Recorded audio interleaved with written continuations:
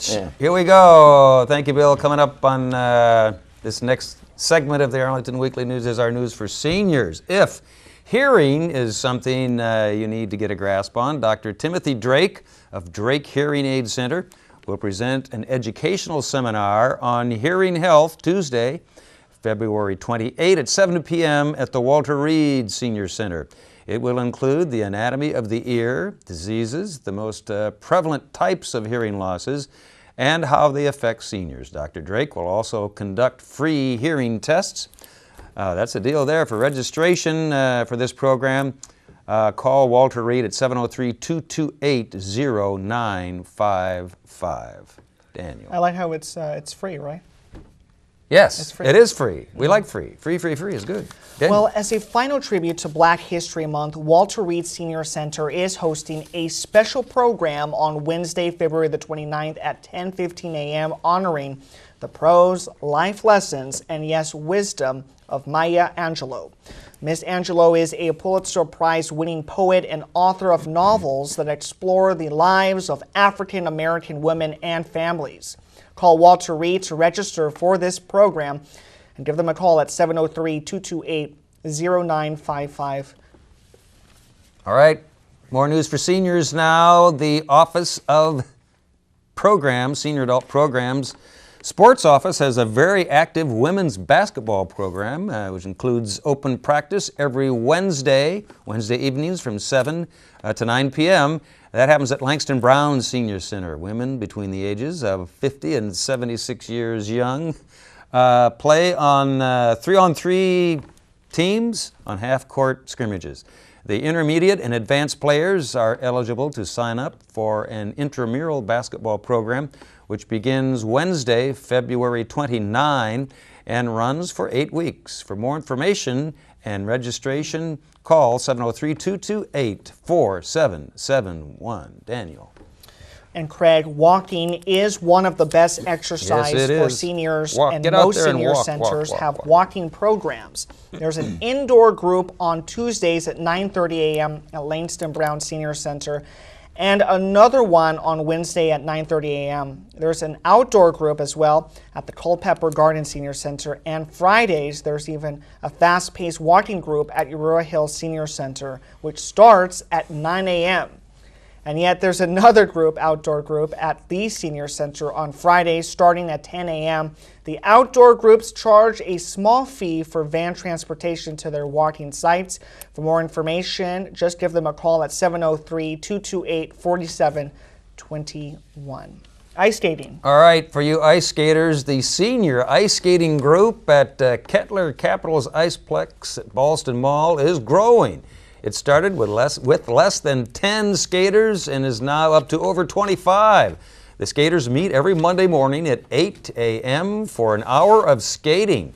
Cost is $1, not bad, which includes skates and $1 for parking on the 8th floor of the Ballston parking garage. For more information, 703-228-4745. And don't forget the Alliance Book Swap and Sale that's coming up this Sunday at Walter Reed Center from 1:30 to 4. The Alliance supports Arlington senior programs. And as always, thanks to Judy Masabni of the Office of Senior Adult Programs for helping us out and sending us these announcements. Thank you. All right, up next on this edition of the Arlington Weekly News, Miriam and I sat down for a little pre-interview and here's that tape.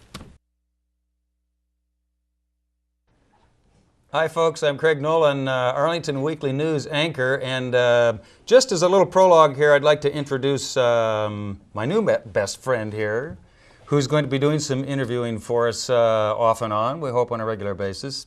This is Miriam Jamari. Janari, yes. Janari. Nice to see you, Craig. My bad, I blew already. Feel like I'm with a local celebrity. It's nice to be here. Welcome, thanks for you. joining us, and tell us a little bit about yourself. First of all, how did you find out about the Arlington Weekly News? Well, you know, I've been taking classes here at Arlington Independent Media. Good for you. Absolutely. Are you a member? I am. Excellent. I am, and I'm in my field class right now. Really excited to go on location.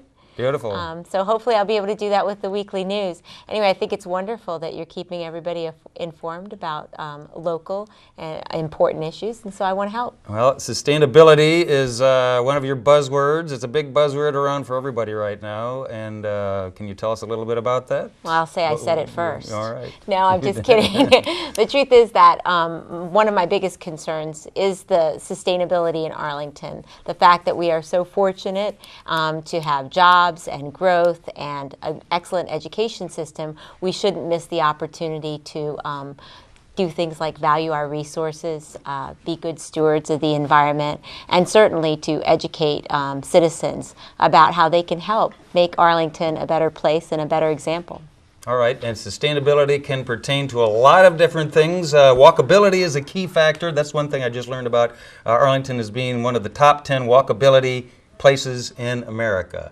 So again, you have an interview tonight. You're talking with Jennifer Wheatley, yes. About her book? Absolutely. All One right. Voice Raised. Well, we wish you good luck with that. And again, we offer you welcome. And thank you, Craig. I look forward to doing Stick around. Thank you. All right. Thanks. We'll see you later. Take care. Bye. Hi, I'm Miriam Jamari, and I'm here today with Jennifer Wheatley. She's written a book on an experience that she had, and she's going to share it with us. Her book is called One Voice Raised. Thank you so much for being with me, Jennifer. Thank you for having me. I appreciate it. Jennifer, this is not an easy topic, but I want to get started right away. Tell me, what inspired you to write this book about your own personal experience with rape? 21 years ago, a man broke into my house and tried to strangle me and suffocate me, and he raped me. I never saw his face, and he left in the middle of the night, and I never saw him again. Detective who was assigned my case dropped the ball and did some pretty unprofessional work, I would say. But it was picked up by Dave Cordell, who's chief investigator for Anne Arundel County State's Attorney's Office. And he held on to the case for 20 years, and whenever he had an opportunity or thought he had a similar case, he would test the DNA from this. And I eventually got, my case eventually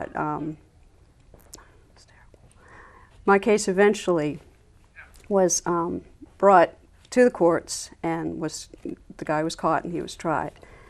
Standing outside of the courtroom waiting for the jury to come in, talking to Detective Cordell, he said, you know, I've always wanted to write a book about my 3 most outstanding cases. He has still one that's 30 years old he hasn't solved yet. And he said, what if we write a book together? And I said, that sounds like a great idea. And at the time I was writing a book thinking I was writing about the connections between the people and the events as they had unfolded.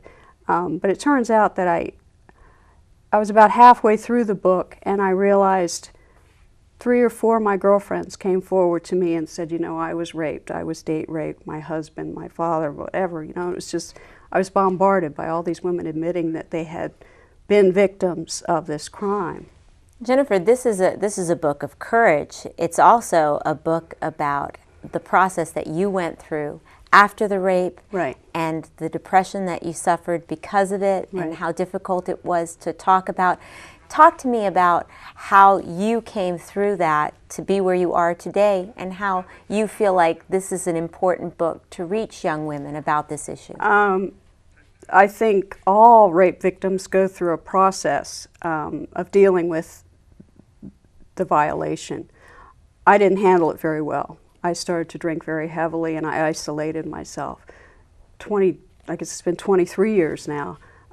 People really didn't talk about sexual assault, rape, and it was difficult to get into a conversation where I was allowed to express my feelings or my fears or my apprehensions. And I became afraid of everything. It was as if I was suffering from post-traumatic stress.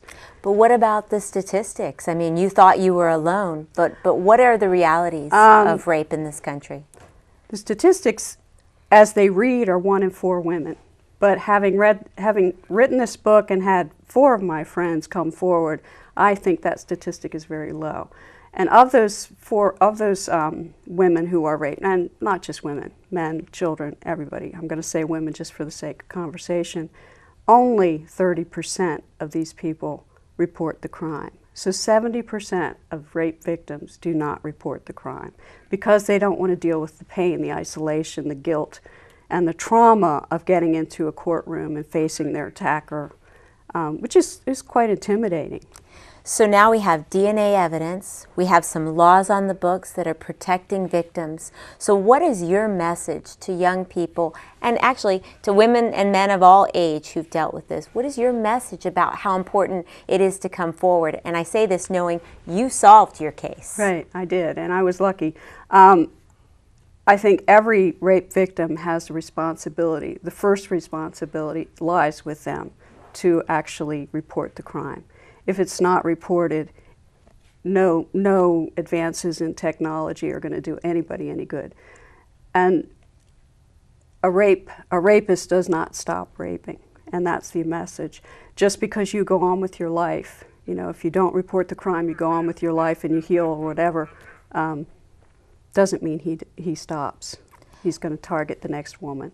So Jessica, Jennifer, I think you must feel a sense of pride for taking this man off the streets. And so, is your book dedicated to anyone? To my husband. To your husband. To your husband. Yeah, because he was actually the last to know. Well, it's very good to have somebody here who's willing to talk and speak about not only the tragedy but the triumph over what happened to you. Thanks so much, Jennifer, for coming to talk to us, and I encourage you all to look for One Voice Raised. She lives here in Arlington, and I'm looking forward to having a signed book and a copy for myself. Thank you, Jennifer. Thank you very much. Thank you, everyone. All right, thanks, Miriam. Miriam Jamari and her guest, Jennifer Wiley, talking about her book, One Voice Raised, on this edition of the Arlington Weekly News. That's about a wrap for us, folks. Anything else to add before we go, gentlemen? Yes, Craig. I personally wanted to wish J.C. Hayward and tell her congratulations for 40 years of excellence at Channel 9, and such an achievement. And she's one of the nicest people ever. I had a chance to intern with her in 2007, and she was great. Thank you so much, JC, for your service here in the Washington metropolitan area. I've been watching JC for a long time. Well said. And you actually have some experience. I was on with her for 4 months, once a week in 2008 as the entertainment editor. All fond memories of JC. All right. Congratulations. Absolutely. That's a wrap for this edition of the Arlington Weekly News. Thanks for watching. We'll be here. You'll be there next week. Take care. Have a safe week. Bye-bye.